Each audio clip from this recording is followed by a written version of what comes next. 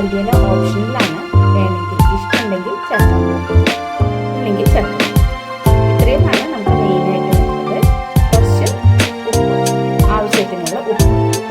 ഈ പ്ലേറ്റിൽ വെച്ചിരിക്കുന്ന മുളക്, കറിവേപ്പില, വെളുത്തുള്ളി, തോരപ്പരിപ്പ്, പിന്നെ പുളി, ഇതെല്ലാം നമുക്ക് കുറച്ച് വെളിച്ചെണ്ണ ഒഴിച്ചിട്ട് നമുക്കൊന്ന് ഫ്രൈ ചെയ്യാം.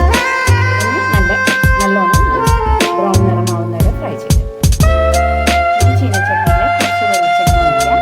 അതിലേക്ക് നമുക്ക് ആദ്യം തോരപ്പരിപ്പ് ഫ്രൈ ചെയ്തെടുക്കാം. എടുത്ത് ഫ്രൈ ചെയ്തിട്ട് പരിപ്പ് നമുക്ക് ഇങ്ങനെ വായിലിങ്ങനെ വെച്ച് നമ്മൾ കടിക്കുന്ന ആ ഒരു സ്റ്റേജ് ആണെങ്കിൽ മാത്രം വറുക്കണം. എല്ലാം നല്ല ഫ്രൈ ആയിട്ട്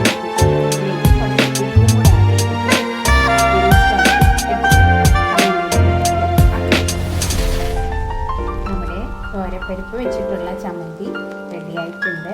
എല്ലാവരും ഉണ്ടാക്കി നോക്കണം കേട്ടോ. ഈസിയാണ് ഉണ്ടാക്കാൻ. ഒരു 5 മിനിറ്റ്സ് മതി ഇതെല്ലാം ഉണ്ടാക്കിയെടുക്കാൻ.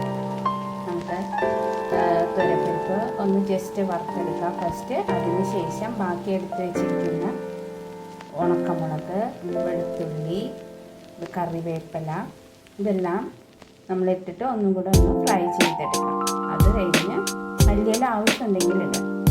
അതും കൂടെ ചേർത്ത് കുറച്ച് ഉപ്പും കൂടെ ചേർത്ത് നല്ലോണം ഫ്രൈ ചെയ്തതിന് ശേഷം മിക്സിയുടെ ചെറിയ ബൗളിലിട്ട് ആദ്യം ക്രഷ് ചെയ്തെടുക്കാം. എന്നിട്ട് പിന്നെ നമ്മൾ ജസ്റ്റ് അരച്ചെടുക്കുമ്പോൾ ഈ രൂപത്തിൽ